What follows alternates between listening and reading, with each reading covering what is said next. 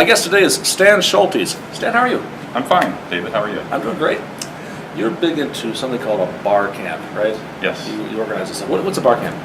Well, a bar camp has nothing to do with bars, actually. It's something that was started in Southern California a decade or so ago. But what it's become is an international community phenomenon. Basically, it's an unconference type event where the agenda is not set in advance. You have a board rush in the morning, and the agenda evolves during the day. So you put up a schedule that's got the times and the rooms, and then people put sticky notes up and rearrange things during the day, and convene panels and new talks. Get their genesis just from conversations that people have. So it's like an open spaces between sessions, and a lot of the real interesting stuff that happens at a bar camp happens in those in between session things where people are talking and getting to know one another. So my partner and I, Sarah Hand, started this 5 years ago in Sarasota, Florida, and we kind of had a concept of what we wanted to do long term. Actually, there was 4 partners originally, but Sarah and I do the most of the planning and most of the events and things. So we've taken the bar camp kind of beyond what a traditional bar camp often does, and that's run one-day event a year. Okay. We have two-day events a year. Plus, we have lunch and learns, and we have evening socials, and we have education seminars, and we have partner events with other regional organizations. And you have a day job too, right? Yeah, I have a day job, and so does Sarah, for that matter. But one of the things that we had talked about 5 years ago when we were starting was our dream was kind of to do a South by Southwest sort of event. Okay. South by Southwest is this Texas conference / festival kind of thing. Yeah, it's in Austin. It's like a 10-day conference, and it brings like 36,000 people to it. Yeah, I haven't been, but I've heard. Now, we're not looking to do a 10-day event and have 36,000 people come, but the scope of what we've done has grown a bit, and this spring now we're actually going to have the first event that starts to touch it at actually doing that. So it's a 4-day destination event, and it's going to be in Bradenton, Florida, on the new Riverwalk complex. The Riverwalk's about 1.5 miles right along the Manatee River, which it's absolutely beautiful. I've been there, it's nice. Yeah, anchored on one end by the South Florida Museum and the Bishop Planetarium, and there's several like music amphitheaters along the way. There's a world-class skateboard park. There's a boat docking area. There's several playgrounds. Actually, we have Disney playground equipment on the playground, so it's really nice. I want to check out that skateboard park. Yeah. And I mean it's extensive. It's actually underneath the highway, so it's a really interesting location, and it's been really popular since it opened last fall. So there's a venue there that you can use on the Riverwalk? Well, there's several things that are really close. We're going to use the new Manatee Players Theater for part of our conference.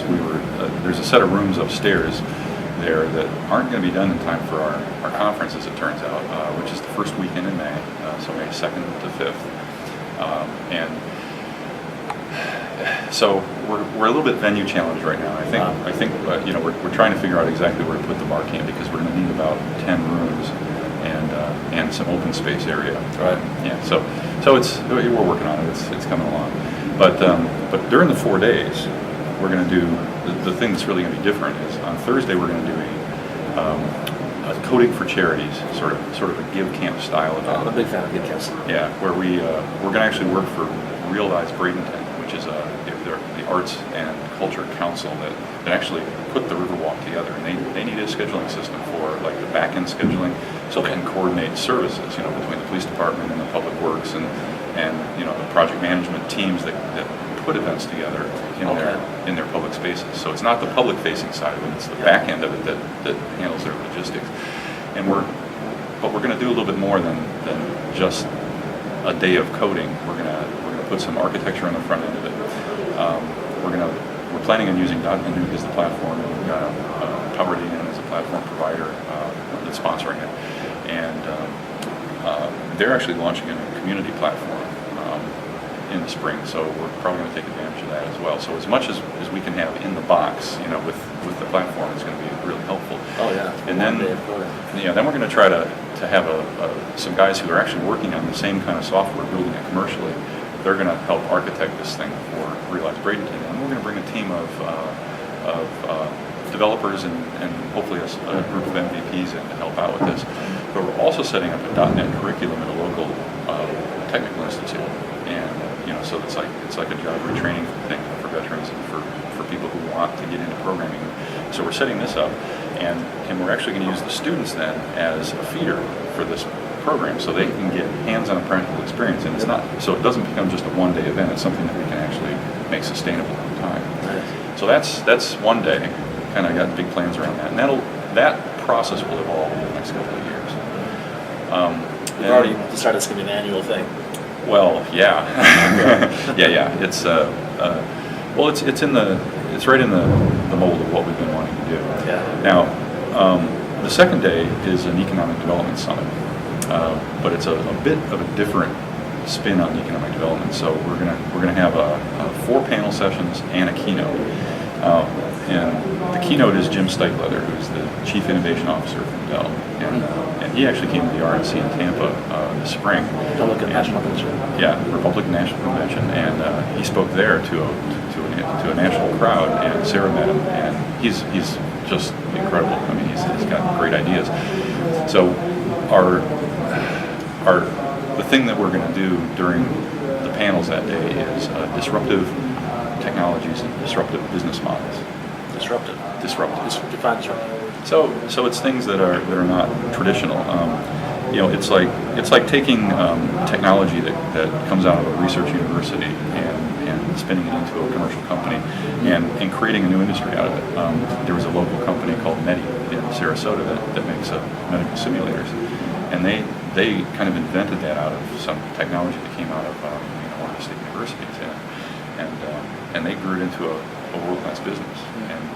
And since the guys who started the company have exited, and it's been taken over by another company now, but they built something and built an entire industry around this, and that's the kind of thing is looking at doing things differently. And there's a lot of entrepreneurs in Florida, and people are all the time spinning something up, and there's also in Florida a lot of people that have come there with money, and they get tired of fishing and golfing pretty quick, and they want to get back in the game. So they either end up starting companies up again, or they become angel investors, or they join boards of companies and help develop them. There's a For those folks to be welcome to maybe fund some of these. What was the word you used? The disruptive technology. Yeah. So it's kind of a neat concept that we've got, and so the 4 panels then. One is a funding panel. We're actually going to have several angel groups and investment people to talk during that first panel session. Another one will be, Mike O'Donnell moved from Seattle down to the Florida area, and he's moved his company down. He's bringing something called the Founder Institute, which is essentially an accelerator for starting up, for creating startups. It's a 14-week program, and I just got accepted into the program, and we'll be starting that in April. And he actually came to Florida and essentially did some due diligence. His dad lives in Northport, Florida, which is a little south of the Tampa Bay region. So he's come out to help his dad sort of in his life, and he did this due diligence. He wanted to find out whether he actually wanted to move to Florida or not, and he talked to 100 people in 6 weeks and really kind of ran through what is Florida got and how does it work and what's the environment here, and he decided to move. He actually brought his startup company over, and he's bringing the Founder Institute, and he's looking to also bring the Angel Network with him as well. So he'll be talking about this due diligence process and what Florida's got and what Florida needs, kind of from an somebody who's just recently come but has a lot of experience with. He's a serial entrepreneur with funding and stuff. I see. And then the third will be we'll bring all the state universities, who have research programs: USF, University of South Florida, University of Central Florida, and University of Florida. So those are the big 3 kind of in the central part of the state, and they all have research and innovation programs. And so we're going to bring representatives from the universities and representatives from companies that are actually starting and bringing technology out of the university and commercializing it. To talk about how that process works. So that's sort of this disruptive piece I that see. we're doing. And then the last one will be really interesting. Florida is a huge state. I mean, it's long, and it takes a long time to drive from corner to corner. On the order of like 12 hours. So it's bigger than you think across, but it's not very wide though. You can drive across it in about 2 hours. But sprinkled around Florida are all these pockets of entrepreneurism and what we call microclimates. No, you were talking about that yesterday. I never heard that term before. Microclimate. Microclimate. Yeah. Economic climate. Well, economic and social. We were down in Miami a couple weekends ago for a code camp, and we went to the Lab Miami, which is a co-working space, and we got to talking to some of the guys there, and like one of them recently moved from Silicon Valley, and he loves the big city Miami, with the tall buildings, because he's kind of used to a city environment.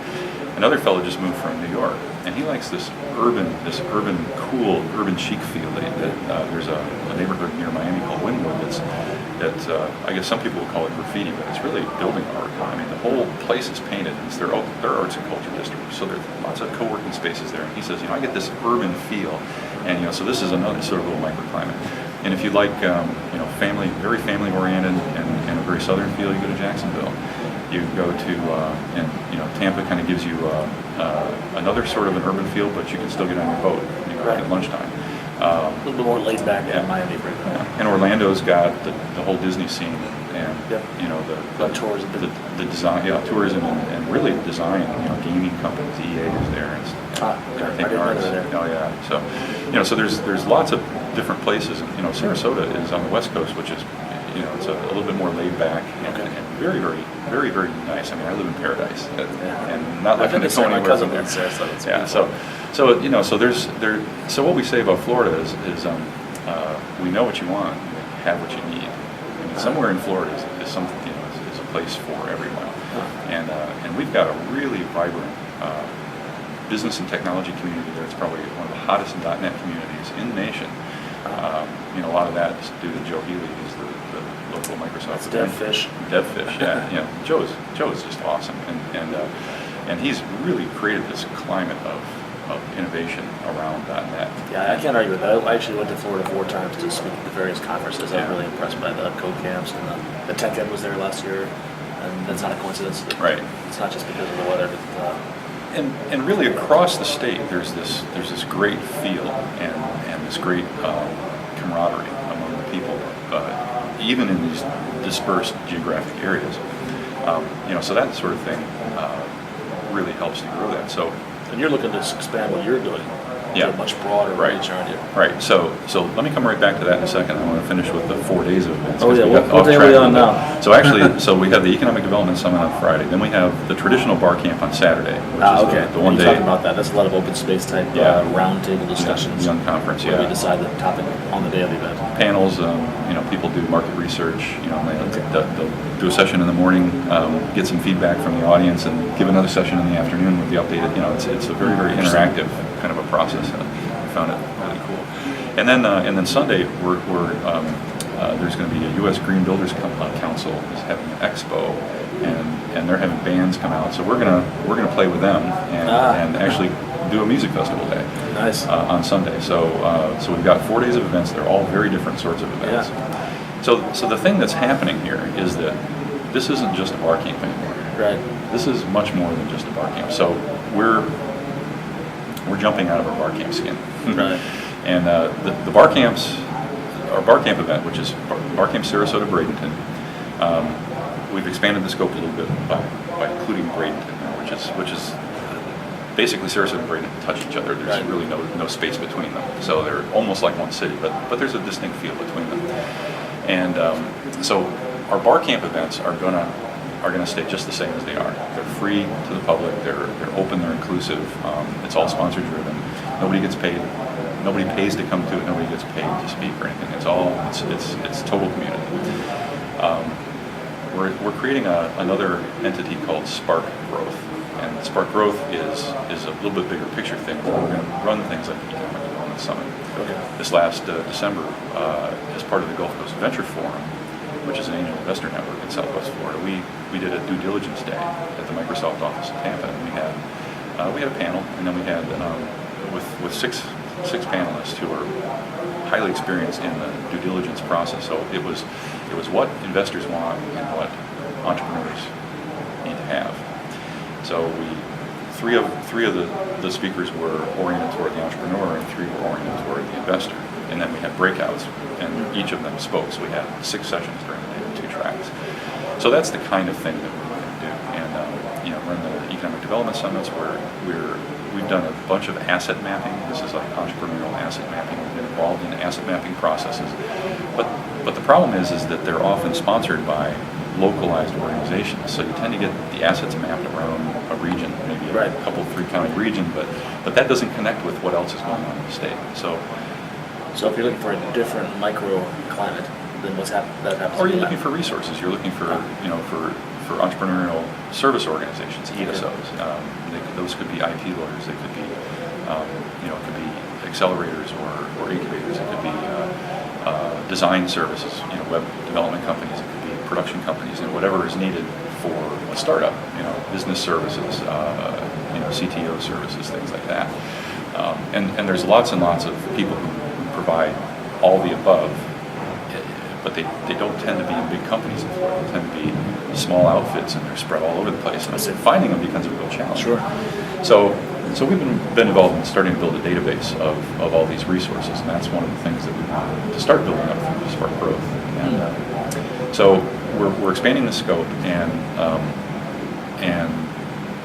one of the things that we're able to do is work across the silos that the local economic development organizations or the entrepreneurial support organizations have, because they tend to have these geopolitical boundaries. They work in a particular geographic area, or their funding comes from a county government, and they have objectives that are really localized, or something. There's always these limitations that go on. So we've been doing events, leadership events. We bring community leaders together across the state and talk about how we can help each other.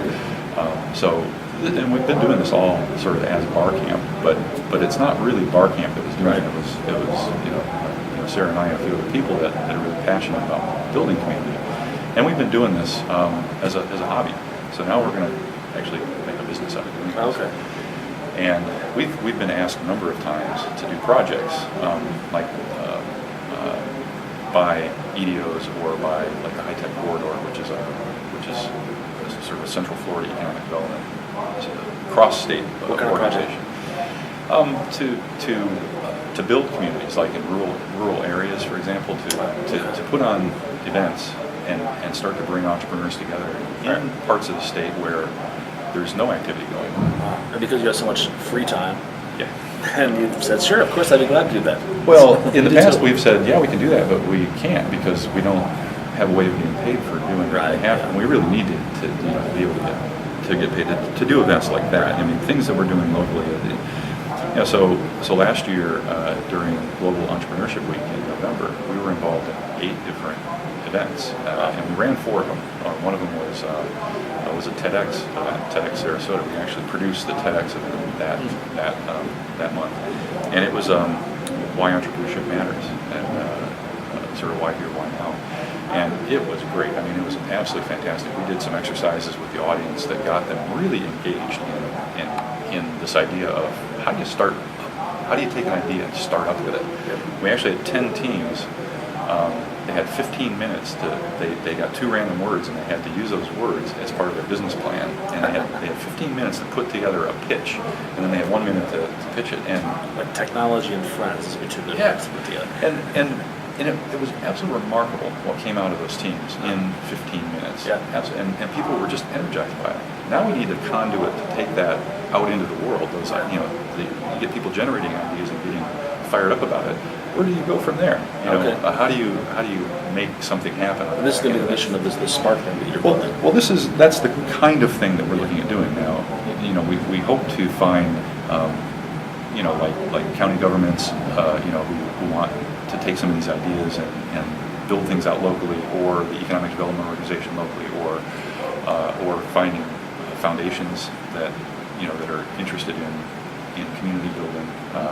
to fund some of this stuff, and we're actually getting quite a bit of interest right now as we talk across those groups, also with some private investors, and we're getting a pretty fair amount of interest right now in getting this going. So we're doing this 4-day destination event in the spring, and then during Global Entrepreneurship Week this fall.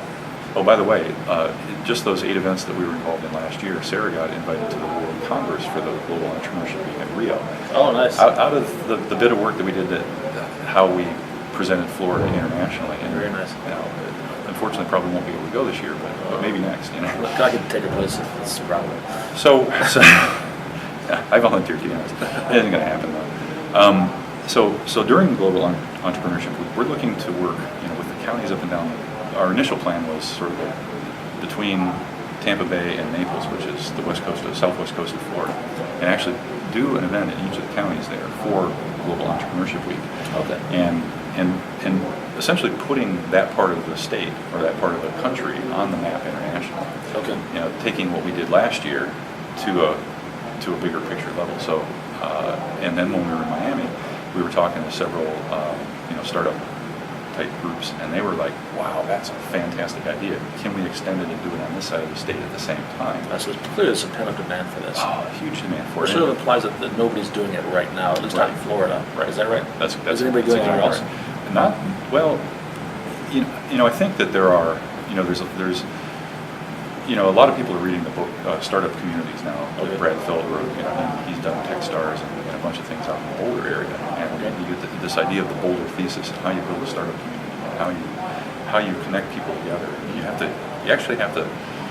In my words, what you need is a bunch of channels to communicate to people on, whether it be social media or email list or forums or events of all sorts. Sure. And then you have to refresh those channels constantly. You have to pass back and forth on them. You got to constantly work the channels, and you got it because different people connect in different ways. Sure.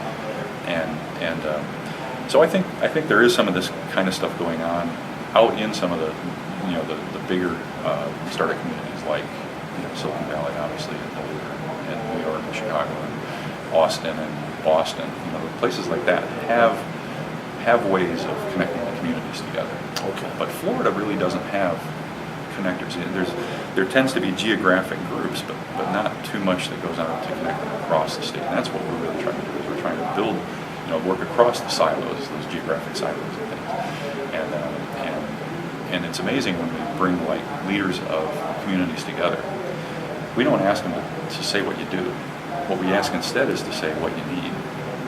Here's the challenges we've got. Here's the problems that we have in our community. And it's amazing how all of a sudden somebody from a what you might call a competing community will stand up and say, "You know what? I have a way of solving that problem. We can help each other. Let's talk together." And then you see these guys collaborating, and all of a sudden we're starting to build bridges across communities. That's good for the local economy, both economies. Yeah, and this collaboration brings people together, and it solves problems in a broader way than you can do just by working on your own thing. It's so let me ask you about the business side of this. What's the revenue stream that you're making? Well, initially we're looking for it to become self-sufficient by running events and so you would charge the local development organization a fee for you to come in and manage this thing. Mm-hmm. Okay. Yeah. All right. Yeah, and that's the kind of thing that we've been offered several different times, and the money can come from a number of different places, but we're actually looking to get some foundation funding and probably some private equity to get started with it, sort of friends and family for us.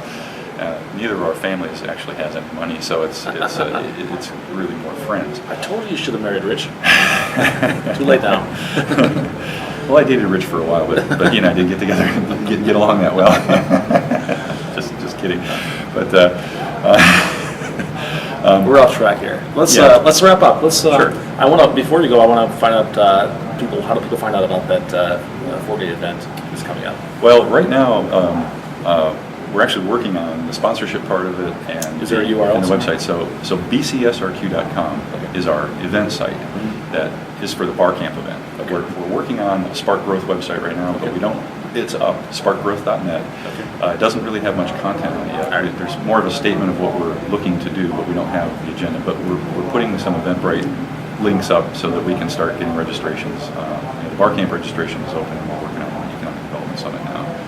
And then the other two things, the coding event won't have registration in the same way because it's going to be a much smaller, more focused thing. Mostly developers. People just show up. And the music festival is just a y'all come. Yeah. You don't need RSVP for that. Just come and have a good time. I think a lot of people might just show up for that last day. Well, that's what we're hoping is that we've got a lot of friends in essentially across the state, and they're always looking for interesting events to come to. So this destination and block out some hotel rooms and have a really good time that weekend. Excellent. Do you have an online presence yourself? My blog is stanschultes.net, although I have to say that I haven't been working on my blog for a while. I've been putting all my energy in the community. I speak at the code camps, and I run the Sarasota Dev. It's a Sarasota.net developer group, and I'm involved with. I'm on the board of directors for the Suncoast Technology Forum, which is a business tech community in Sarasota, and I'm the liaison to the High Tech Corridor through STF, and I work with the Gulf Coast Venture Forum, Investor Network, and Bar Camp, and now we're starting Spark Growth, and all that stuff is my community work. I don't get paid for it. It's all in your spare time. It's all my spare time. You have a day job as well. And I have a full-time job during the day. Yeah. Any last thoughts? I love this. It's we've been talking about how to turn this into something that can support us, and we're finally getting an inkling of how to do that. Bar camp was not the right way to you don't make money on a bar camp. It's Sure. Totally a free community thing, and but we had we looked for a long time at how to do that, and it's just not the right answer. So Spark Growth, I think, is the right answer. Yeah, I like that. I like the fact that you took some really good ideas that came out of Bar Camp and you applied them. You didn't throw away what you learned from that. And we've been doing a lot of market research, talking to a lot of people who run communities and how they do it, and how they where their revenue streams come from. How do you talk to a foundation? Where do you look for grants? Who do you talk to? How do you find these folks? So we're learning. Maybe we'll write a book next. All right, Stan. Good luck. Thank you, David. Thank you.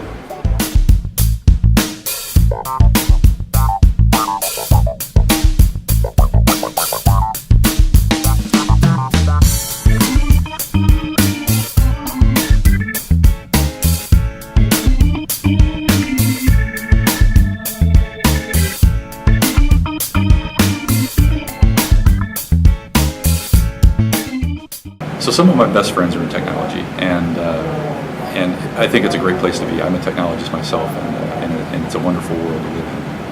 And we do come out of the closet sometimes to visit the rest of the world, but I think it's a wonderful